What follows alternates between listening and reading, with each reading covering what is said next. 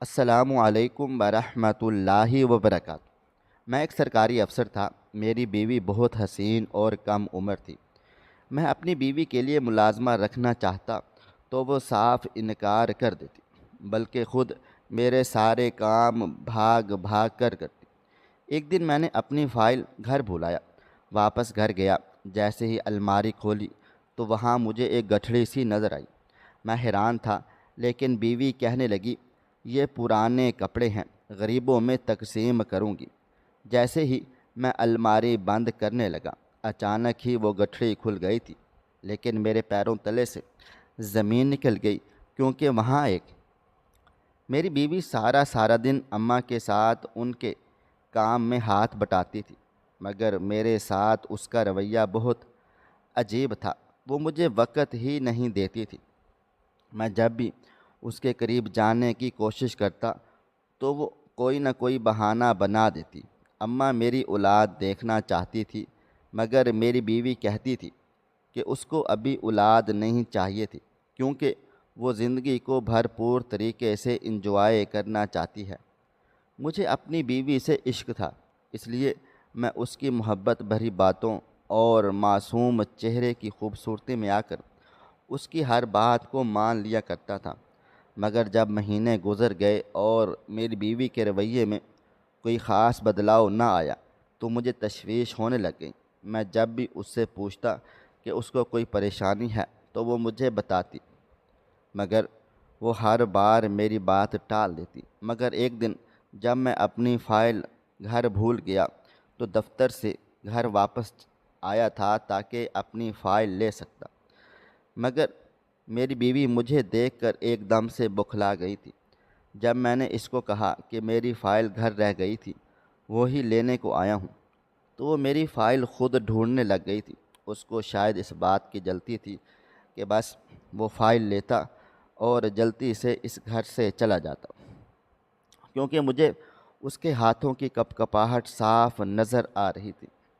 مجھے وجیہہ کا رویہ بہت عجیب و غریب سا لگ رہا تھا، جیسے وہ مجھ سے کچھ نہ کچھ چھپا رہی تھی۔ وجیہہ کے چہرے پر گھبراہٹ تھی، جبکہ اس کے ہاتھوں کی کپکپاہٹ اور اس کے آواز کی لرزش مجھے کچھ نہ کچھ ایسا ضرور بتا رہی تھی، جیسے وہ کچھ چھپا رہی تھی۔ مگر میرے دل میں ایک انجانی سی بے چینی جنم لے چکی تھی۔ میں سوچ رہا تھا، آخر ایسی کیا چیز ہے جو وہ مجھ سے چھپا رہی ہے۔ وہ الماری کھولنے کی بجائے میرے آس پاس ٹہلنے لگ گئی تھی، جیسے جیسے وقت گزارنے کی کوشش کر رہی ہو۔ میں نے بہانے سے اسے پانی لینے بھیجا اور تب میرا دل بے اختیار اس الماری کی طرف کھنچا چلا گیا۔ میں نے آہستہ سے الماری کھولی تو وہاں پر ایسا کچھ بھی نہ تھا جو وہ مجھ سے چھپا رہی تھی، مگر وہاں ایک گٹھڑی تھی جو مجھے پہلے کبھی نظر نہیں آئی تھی۔ ابھی میں اس گٹھڑی کو دیکھ ہی رہا تھا جب وجیہہ گھبرائی ہوئی سی آ گئی تھی۔ میں نے اس سے پوچھا کہ اس گٹھڑی میں کیا ہے، تو وہ مجھے کہنے لگی تھی کہ اس میں کچھ پرانے کپڑے ہیں جو اس نے غریبوں میں بانٹنے کے لیے نکالے ہوئے ہیں۔ میں نے وہ گٹھڑی دیکھ تو لی تھی اور مجھے میری فائل بھی مل گئی تھی۔ مجھے کالج جانا تھا، اس لیے میں یہ سوچ کر وہ الماری بند کرنے لگ گیا تھا کہ واپس آ کر میں خود وہ گٹھڑی کھول کر دیکھوں گا کہ آخر اس میں ایسا کیا تھا جو وہ مجھ سے چھپا رہی تھی۔ مگر تبھی وہ گٹھڑی زمین پر آ گری تھی اور میرا نام فیاض ہے اور میرا تعلق کراچی کے ایک روپوش علاقے سے تھا، جہاں میں اپنی ماں کے ساتھ ایک چھوٹے سے گھر میں رہتا تھا۔ میرا باپ میری ماں پر بہت ظلم ڈھاتا تھا اور اس کو بات بات پہ مارتا پیٹتا رہتا تھا۔ اس لیے جب میں 3 سال کا تھا تو اماں نے ابا سے خلا لے لی تھی، کیونکہ ابا نے اماں کو بری طرح سے مارا پیٹا تھا کہ وہ مرتے مرتے بچی تھی، اور تبھی اماں نے فیصلہ کر لیا تھا کہ اب وہ ابا کے پاس دوبارہ کبھی بھی واپس نہیں جائے گی۔ تبھی اماں نے عدالت کے ذریعے ابا سے خلا لے لی تھی، اور اس کے بعد سے ہمارا ابا سے ہر طرح کا رابطہ بھی ختم ہو گیا تھا۔ ابا پر تو ہم ماں بیٹا جیسے ایک بوجھ تھے، کیونکہ خلا کے بعد ابا نے ایک بار بھی پلٹ کر میری خبر تک نہ لی تھی۔ لوگ تو بیٹوں کے لیے اپنی زندگیاں داؤ پر لگا دیتے ہیں، مگر ایک میرا باپ تھا، وہ تو ہمیں گھر سے نکال کر جیسے آزاد ہو گیا تھا۔ اماں نے بھی سکھ کا سانس لیا تھا اور مجھے لے کر نانا نانی کے گھر میں رہنے لگ گئی تھی، مگر آخر کب تک ہم نانا کے گھر پڑے رہتے۔ میری ماں کے ہاتھ میں بہت ذائقہ تھا، اس لیے اماں نے نانا کے گھر سے ہی اپنے باورچی بننے کا آغاز کیا، اور کچھ ہی عرصے میں ہم ایک الگ گھر لینے کے قابل ہو گئے تھے۔ وہ گھر تھا تو چھوٹا سا، لیکن ہم ماں بیٹے کی ضرورت کے لیے کافی تھا۔ میری ماں پڑھی لکھی نہ تھی، مگر وہ چاہتی تھی کہ میں پڑھ لکھ کر کامیاب ہوتا اور اس کا سہارا بنتا۔ نانا نانی نے ماں پر بہت زیادہ دباؤ ڈالا تھا کہ وہ دوسری شادی کر لیتی، مگر اماں نے میرے لیے اپنی ساری زندگی وقف کر دی تھی۔ اماں کا خواب تھا کہ میں پڑھ لکھ جاتا، اس لیے اماں نے دن رات محنت کی تھی اور مجھے شہر کے اچھے اور مہنگے اداروں میں تعلیم دلوائی تھی۔ میں اس وقت میٹرک میں تھا جب اماں نے مجھے ابا کے بارے میں ساری حقیقت بتا دی تھی۔ پہلے تو مجھے اماں کی باتوں کا یقین ہی نہیں آیا تھا کہ میرا باپ اتنا ظالم انسان تھا، لیکن میرے پاس اماں کی بات کا یقین کرنے کے علاوہ اور کوئی راستہ بھی نہیں تھا، کیونکہ میں نے اماں کے ساتھ 12-14 سال گزارے ہوئے تھے اور کبھی اپنے باپ کی شکل تک نہ دیکھی تھی۔ اگر میری ماں جھوٹی تھی تو میرا باپ مجھ سے ملنے آتا، مجھے لے جانے کے لیے آتا، مگر اس نے تو ایک بار بھی مجھ سے ملنا مناسب نہ سمجھا تھا، اور میں نے مان بھی لیا تھا کہ میرا باپ مر چکا تھا، اور اب مجھے زندگی میں جو کچھ بھی کرنا تھا وہ سب کچھ صرف اور صرف میری ماں کے لیے ہی تھا۔ میں جب بھی اماں کو کچن میں کھڑا محنت کرتے ہوئے دیکھتا تو میرا دل چاہتا تھا کہ میں کامیاب ہو جاؤں اور اپنی اماں کے لیے دنیا کی ہر آسائش لا سکوں، تاکہ میری ماں کو اتنی محنت نہ کرنی پڑے۔ میں بچپن ہی سے ذہین اور محنتی لڑکا تھا، اور ماں کا احساس بھی تھا، اس لیے میں ہر کلاس میں اچھے نمبروں سے کامیاب ہوتا ہوا آیا تھا، اور میٹرک کے بعد میں نے اپنی ساری تعلیم اسکالرشپ پر حاصل کی تھی۔ پہلے تو سب لوگ اماں کو طرح طرح کی باتیں کرتے تھے کہ اکیلی عورت ہے، اکیلی سارا زندگی کیسے گزارے گی، مگر جب میں نے اپنی ڈگری مکمل کی اور ایک کمپنی میں نوکری کرنے لگا تو ان لوگوں کے چلتے منہ خود بخود ہی بند ہو گئے تھے، اور سب مجھ پر اور میری ماں پر فخر کرنے لگے تھے، کیونکہ ہم دونوں ایک دوسرے کے لیے جیتے مرتے تھے۔ اماں نے تو پہلے بھی کبھی لوگوں کو کسی بات کی پرواہ ہی نہیں کی تھی، اس لیے ہم اپنی زندگی میں پرسکون تھے۔ جب میری ڈگری مکمل ہو گئی اور میں ایک اچھی کمپنی میں نوکری کرنے لگا، اماں میرے لیے لڑکی ڈھونڈنے لگ گئی تھی۔ اماں چاہتی تھی کہ میں جلد شادی کر لیتا تاکہ وہ میرے بچوں کو اپنی گود میں کھلا پلا سکتی۔ ویسے تو مجھے شادی کی کوئی بھی جلدی نہیں تھی، لیکن میں جب اماں کو اکیلے ہی سارا دن اور اکثر راتوں کو محنت کرتے ہوئے دیکھتا تو میرا دل چاہتا تھا کہ کوئی تو ہو جو اماں کی تنہائی کو بھی بانٹ سکے اور کاموں میں اماں کی مدد بھی کر سکے۔ اس لیے میں نے خوشی خوشی شادی کے لیے حامی بھر لی تھی۔ اماں کو لگا تھا کہ شاید میں کسی لڑکی کو پسند کرتا تھا، اس لیے جلد ہی شادی کے لیے راضی ہو گیا تھا، مگر میں نے اپنی زندگی کا سب سے بڑا فیصلہ اماں پر ہی چھوڑ دیا تھا، اور اماں میرے لیے دنیا کی بہترین اور خوبصورت لڑکی دیکھنے لگ گئی تھی۔ مجھے لگا تھا کہ اماں کو میری شادی کی جتنی جلتی تھی وہ جھٹ سے کوئی لڑکی ڈھونڈ کر میرے سر پر صحرا سجا دیں گی، مگر 1 مہینہ گزرا، 2 مہینے گزرے اور پھر سال گزر گیا، لیکن اماں کو میرے معیار کی کوئی لڑکی پسند ہی نہیں آ رہی تھی۔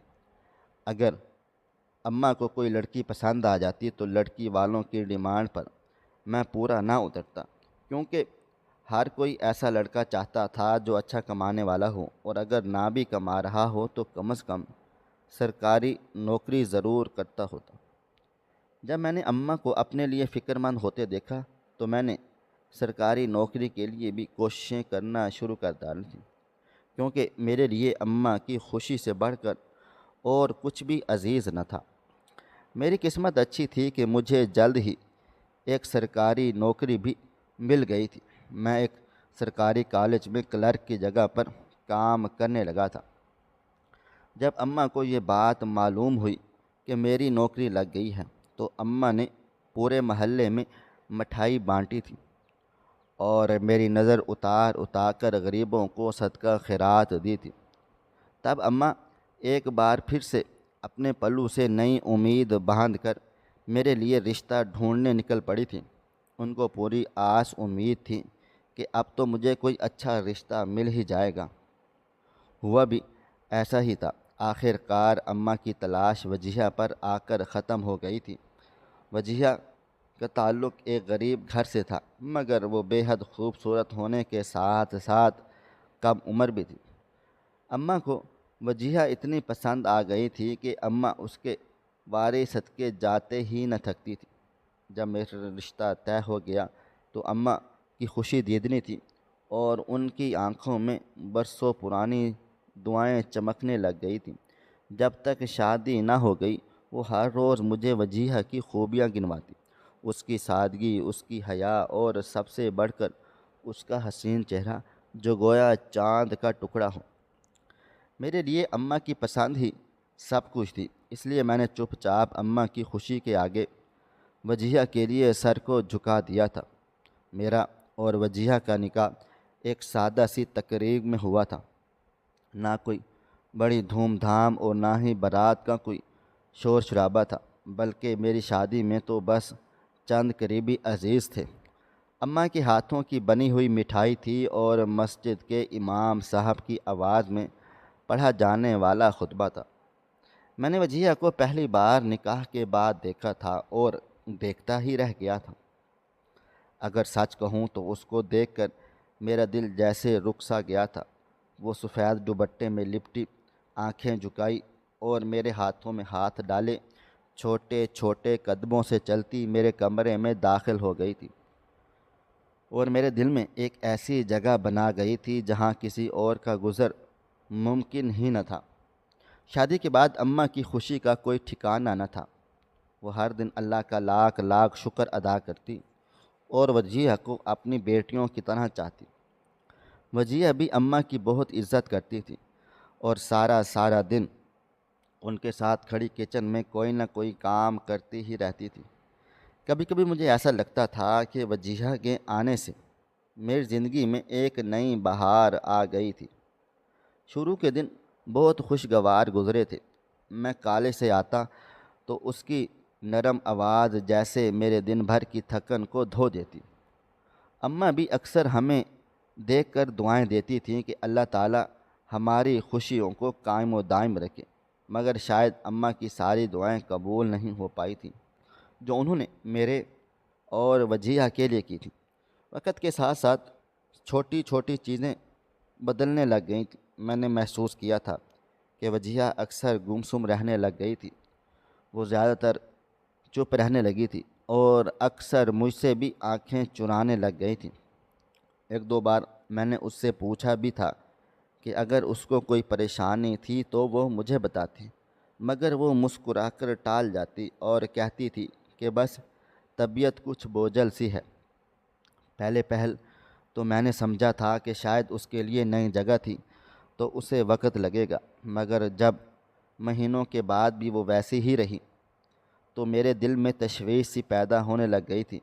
میں نے اماں سے بھی اس بات کا ذکر کیا تو اماں نے بھی ہنس کر کہہ دیا تھا کہ وجیہہ بس تھوڑی سی شرمیلی ہے، وقت گزرے گا تو سب کچھ ٹھیک ٹھاک ہو جائے گا۔ اماں کی تو وہ لاڈلی تھی۔ اماں کہتی تھی کہ شاید وہ زیادہ کام کاج کرتی ہے اس لیے تھک جاتی ہے۔ میں نے سوچ لیا تھا کہ جیسے ہی مجھے موقع ملے گا میں اس کے لیے ایک ملازمہ رکھوا دوں گا۔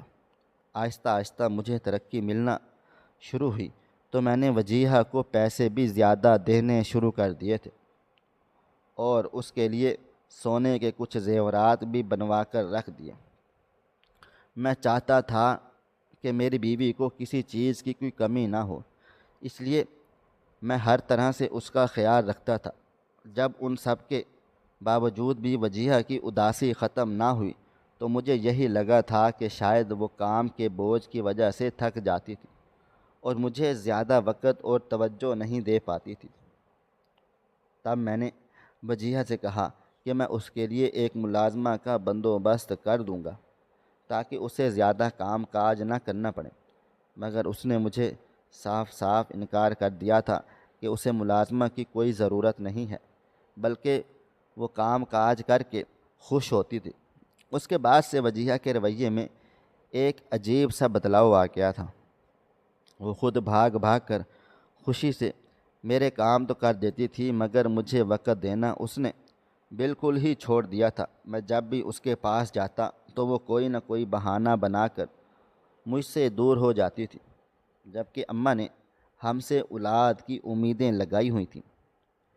میں جب بھی وجیہہ سے اولاد کے بارے میں بات چیت کرتا تو وہ مجھے بڑی خوبصورتی سے ٹال دیتی کہ اولاد کے لیے تو ساری زندگی پڑی تھی، ابھی تو وہ زندگی کا بھرپور مزہ لینا چاہتی تھی۔ میں بھی اس کی خوبصورتی اور اس کے عشق میں اس حد تک پاگل تھا کہ اس کی ہر بات مانتا ہی چلا گیا تھا۔ وجیہہ کی باتوں میں ایک عجیب سی کشش تھی۔ وہ جب بھی کچھ کہتی، چاہے وہ بات میرے دل کو چیر کر بھی گزر جاتی، مگر اس کی آنکھوں کا جادو مجھے قائل کر دیتا تھا۔ میں تو جیسے خود کو بس اس کی مرضی کے سپرد کر دیا تھا۔ اماں نے کئی بار مجھ سے گلہ شکوہ کیا تھا کہ وہ میری اولاد دیکھنا چاہتی تھی، مگر میں ہر بار ان کو امید دلا کر چپ کر جاتا تھا، کیونکہ وجیہہ میری بات کو سنجیدگی سے لیتی ہی نہیں تھی۔ میں نے بھی اس کو مکمل آزادی دے کر رکھی ہوئی تھی، کیونکہ مجھے لگتا تھا کہ اگر میں نے اس پر زور زبردستی کی تو کہیں وہ مجھ سے روٹھ ہی نہ جائے۔ اس لیے میں نے اپنی طرف سے اماں کو ٹالنا شروع کر دیا تھا، مگر وقت گزرنے لگا اور پھر حالات بدلنے لگے۔ صرف وقت ہی نہیں بلکہ وجیہہ کا انداز بھی بدلنے لگا تھا۔ ایک دن جب میں نے ذرا سخت لہجے میں اس سے پوچھا کہ آخر وہ میری اولاد کی خواہش کو کب پورا کرے گی، تو اس نے مسکراتے ہوئے مجھے کہا تھا کہ بس کچھ وقت اور چاہیے ہے، اس کے بعد سب کچھ ٹھیک ٹھاک ہو جائے گا۔ میں نے بھی ایک آخری بار اس کو کچھ اور وقت دے دیا، پھر وجیہہ کا انداز بدلنے لگا اور وہ میرا خیال رکھنے لگی تھی۔ میں جب بھی گھر آتا تو وہ اماں کے ساتھ بیٹھی باتیں کر رہی ہوتی اور اماں کے چہرے پر خوشی دیکھ کر میں سب کچھ بھول جاتا تھا۔ ایسا ہی ایک دن تھا جب میں کالج پہنچا تو مجھے یاد آیا کہ میں اپنی ایک اہم فائل جلدی میں گھر ہی بھول آیا تھا۔ میں فوراً سے گھر کی طرف چل پڑا تاکہ وہ فائل لا سکتا، مگر مجھے گھر میں دیکھ کر وہ ایک دم سے بوکھلا سی گئی تھی اور مجھ سے پوچھنے لگ گئی کہ میں اتنی جلدی گھر واپس کیوں آ گیا تھا، جبکہ میں نے اس کو بتایا کہ میری ایک فائل گھر میں رہ گئی تھی، وہی لینے کو آیا تھا۔ تو وہ خود میری فائل کو ڈھونڈنے لگ گئی تھی۔ اس کو شاید اس بات کی جلتی تھی کہ بس وہ فائل لیتا اور جلدی سے گھر سے چلا جاتا، کیونکہ مجھے اس کے ہاتھوں کی کپ کپاہٹ صاف نظر آ رہی تھی۔ جب میں نے کپڑوں والی الماری میں سے اپنی فائل ڈھونڈنے کے لیے ہاتھ بڑھایا تو وہ آگے بڑھ کر میرا راستہ روک کر کھڑی ہو گئی تھی اور مجھے کہنے لگی کہ میں آرام سکون سے بیٹھ جاؤں، وہ مجھے فائل ڈھونڈ دے گی۔ مجھے وجیہہ کا یہ رویہ بہت عجیب سا لگ رہا تھا، جیسے وہ مجھ سے کچھ چھپا رہی ہو۔ وجیہہ کے چہرے پر گھبراہٹ تھی، جبکہ اس کے ہاتھوں کی کپ کپاہٹ اور اس کی آواز کی لرزش مجھے کچھ نہ کچھ ایسا ضرور بتا رہی تھی جیسے وہ کچھ چھپا رہی ہو۔ وہ فائل ڈھونڈنے کے بہانے مجھے مسلسل الماری سے دور رکھنے کی کوشش کر رہی تھی، مگر میرے دل میں ایک انجانی سی بے چینی جنم لے چکی تھی۔ میں سوچ رہا تھا کہ آخر ایسی کیا چیز تھی جو وہ مجھ سے چھپا رہی تھی۔ میں اس کی بات مان کر صوفے پر بیٹھ گیا تھا، لیکن میری نظریں اس پر جمی ہوئی تھیں۔ وہ الماری کھولنے کی بجائے میرے آس پاس ٹہلنے لگ گئی تھی، جیسے وقت گزارنے کی کوشش کر رہی ہو۔ میں نے بہانے سے اسے پانی لینے کے لیے بھیجا تھا، اور تب میرا دل بے اختیار اس الماری کی طرف کھینچا چلا گیا۔ میں نے آہستہ سے الماری کھولی تو وہاں پر ایسا کچھ بھی نہ تھا جو وہ مجھ سے چھپا رہی تھی، مگر وہاں ایک گٹھڑی تھی جو مجھے پہلے کبھی نظر نہ آئی تھی۔ ابھی میں اس گٹھڑی کو دیکھ ہی رہا تھا کہ جب وجیہہ گھبرائی ہوئی سی اندر آ گئی تھی۔ میں نے اس سے پوچھا تھا کہ اس گٹھڑی میں کیا تھا۔ اس نے پھر ایک بار سے ٹال مٹول کرنے کی کوشش کی تھی۔ وہ مجھے کہنے لگ گئی تھی کہ اس میں کچھ پرانے کپڑے تھے جو اس نے غریبوں میں بانٹنے کے لیے نکالے ہوئے تھے۔ میں نے وہ گٹھڑی دیکھ تو لی تھی، اور مجھے میری فائل بھی مل گئی تھی۔ مجھے کالج جانا تھا، اس لیے میں یہ سوچ کر وہ الماری بند کرنے لگا تھا کہ واپس آ کر میں خود وہ گٹھڑی کھول کر دیکھوں گا کہ آخر اس میں ایسا بھی کیا تھا جو وہ مجھ سے چھپا رہی تھی۔ مگر تب ہی وہ گٹھڑی زمین پر آ گری، اور اس میں سے کچھ کاغذ نکل کر فرش پر بکھر گئے تھے۔ ان کو دیکھ کر میرے دل کی دھڑکن رک سی گئی تھی۔ اس گٹھڑی میں تو کچھ خط تھے اور ایک موبائل فون بھی تھا جس پر کبھی بھی میری نظر نہیں پڑی تھی، اور اس کے ساتھ ہی کچھ تصاویر بھی تھیں۔ ان تصاویر میں وجیہہ ایک غیر مرد کے ساتھ تھی، جس میں وہ خوش نظر آ رہی تھی، بہت خوش۔ میری انگلیاں تھر تھرا گئی تھیں۔ وجیہہ اپنی جگہ ساکت کھڑی ہو گئی تھی، کیونکہ اس کا جھوٹ پکڑا گیا تھا۔ میری آنکھوں میں خون اتر رہا تھا، مگر میں اپنے باپ کے جیسا ظالم نہیں بننا چاہتا تھا۔ میں سچ جاننا چاہتا تھا۔ کافی دیر کی خاموشی کے بعد وجیہہ خود ہی مجھے بتانے لگ گئی تھی کہ ان تصاویر میں جو شخص تھا وہ اس کا ماضی تھا، اور وہ اسے میرے ساتھ شادی کے بعد ہی دفن کر چکی تھی، لیکن وہ اسے بلیک میل کر رہا تھا۔ وہ کہنے لگی کہ اگر میں نے اس سے شادی نہ کی ہوتی تو شاید اس شخص کی وجہ سے اس کی زندگی تباہ و برباد ہو جاتی۔ اس کا نام سلمان تھا، اور وہ لڑکیوں کے ساتھ وقت گزارنے کے لیے ان کو بلیک میل کیا کرتا تھا، اور وجیہہ بھی کمسن ہی لڑکیوں میں سے ایک تھی جو سلمان کے سحر کا شکار ہو کر اس کے جال میں پھنس چکی تھی۔ وہ وجیہہ سے ہر مہینے ایک بھاری رقم لیتا تھا۔ اگر وجیہہ انکار کرتی تو وہ اسے ڈراتا تھا، دھمکاتا تھا کہ وہ اس کے بارے میں مجھے سب کچھ بتا دے گا۔ وجیہہ نے مجھے سلمان کے بارے میں سب کچھ بتا دیا تو اس کا چہرہ آنسوؤں سے بھیگا ہوا تھا۔ وجیہہ کی بات سن کر میں خاموش ہو گیا تھا، لیکن میرے دل کے اندر ایک طوفان تھا۔ تب میری آنکھوں کے سامنے وجیہہ کی مسکراہٹوں کے پیچھے چھپا خوف تھا، اور اس کی بے بسی، سب کچھ جیسے ایک لمحے میں ہی واضح ہو گیا تھا۔ میں کرسی پر بیٹھا رہا تھا، اور وجیہہ میرے سامنے ہاتھ جوڑے ہوئے کھڑی تھی۔ اس نے روتے ہوئے کہا تھا کہ وہ مجھ سے جھوٹ نہیں بولنا چاہتی تھی، کیونکہ اسے ڈر تھا، خوف تھا کہ میں بھی اسے وہ سب کچھ چھین لوں گا جو اس نے بڑی مشکل سے حاصل کیا تھا۔ وہ تھا میرا پیار، میرا اعتماد، اور سب سے بڑھ کر میرا ساتھ اور میری ماں کی انمول محبت۔ وہ کہنے لگی تھی کہ میں نے سلمان کے ساتھ جو وقت گزارا تھا وہ میری نادانی تھی۔ اس نے مجھے محبت کا جھانسا دیا تھا، اور میں اس کی باتوں میں آ گئی تھی، لیکن جیسے ہی مجھے اس کا اصل چہرہ نظر آیا تو میرا بھروسہ ٹوٹ چکا تھا۔ پھر اس نے میرے خلاف وہ تصاویر اور ویڈیوز استعمال کرنا شروع کر دی تھی۔ اس وقت میرا دل چاہا تھا کہ میں چیخ کر اس کی بے وفائی پر سوال کرتا، لیکن میرے اندر کا وہ شخص جو باپ کی سختیوں اور ظلم کا گواہ تھا مجھے روکے ہوئے تھا۔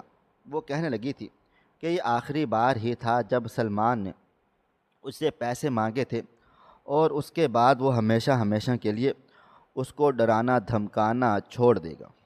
مگر مجھے یقین تھا کہ سلمان جیسے انسان اتنی آسانی سے پیچھا نہیں چھوڑتے۔ مگر مجھے اپنی بیوی پر بھروسہ تھا۔ مجھے وجیہہ کی آنکھوں میں سچائی نظر آ رہی تھی، اور مجھے سمجھ آ گیا تھا کہ وہ معصوم قصوروار نہیں تھی، وہ تو بس ایک شکار تھی۔ وہ نادانی میں ایسی غلطی کر بیٹھی تھی جس میں لڑکیوں کی نادانی کو عمر بھر کا تانا بنا دیا جاتا تھا۔ میں نے نم آنکھوں سے وجیہہ سے بس اتنا ہی پوچھا تھا کہ تم نے مجھے کیوں نہیں بتایا تھا، اور اس کا جواب سن کر میری آنکھوں سے دو آنسو بہہ چلے گئے تھے۔ وہ کہنے لگی تھی کہ اگر میں تمہیں بتا دیتی تو تم مجھے چھوڑ دیتے، اور اگر تم نہ بھی چھوڑتے تو تمہاری ماں کی نظریں بدل جاتی اور میں ایک بار پھر سے تنہا ہو جاتی۔ میں نے تمہارے ساتھ ایک نیا آغاز کیا تھا۔ میں ماں بننا چاہتی تھی، لیکن مجھے ہر مہینے سلمان کو پیسے دینے پڑتے تھے۔ مجھے ہر پل یہ خوف ستاتا تھا کہ وہ ہمیں کوئی نقصان نہ پہنچا دے۔ میں تمہیں اور تمہارے گھر والوں کو کوئی نقصان نہیں پہنچانا چاہتی تھی، بس اسی لیے خاموش تھی۔ میں نے ان سب کے بات میں پولیس کو اطلاع کر دی کہ سلمان نام کا ایک آدمی میری بیوی کو پریشان کر رہا تھا، اور پولیس نے وہ تمام ثبوت دے کر سلمان کو گرفتار کر لیا تھا۔ وجیہہ میرے پاس کھڑی ہوئی تھی۔ سلمان کی گرفتاری کے بعد وجیہہ کے چہرے پر ڈر کی جگہ سکون تھا، اطمینان تھا۔ میں نے اماں سے کچھ بھی نہیں چھپایا تھا۔ میری ساری بات سن کر اماں کی آنکھوں میں آنسو آ گئے تھے، لیکن وہ وجیہہ کو گلے لگا کر کہنے لگ گئی تھی کہ ہم سب انسان ہیں اور غلطیاں ہم سے بھی ہوتی رہتی ہیں، لیکن جو ان غلطیوں سے نکل آئے وہی اصل فاتح ہے۔ اس کے بعد میں نے اور وجیہہ نے ایک نئی زندگی کا آغاز کیا تھا۔ وجیہہ مجھ پر بھروسہ کرنے لگ گئی تھی، اور ہمارے گھر میں ایک معصوم ننھی سی بیٹی پیدا ہوئی تھی۔ اس کا نام اماں نے نور رکھا تھا، وہ نور جو اندھیرے کے بعد روشنی لایا تھا۔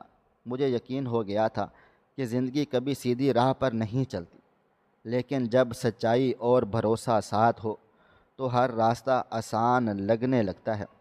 وجیہہ کا ماضی اب ہمارے حال میں نہیں ہے۔ ناظرین، آپ کو آج کی کہانی کیسی لگی؟ کمنٹ باکس میں اپنی رائے کا اظہار ضرور کریں۔ ملتے ہیں کل ایک نئی اور دلچسپ کہانی کے ساتھ۔ اللہ حافظ۔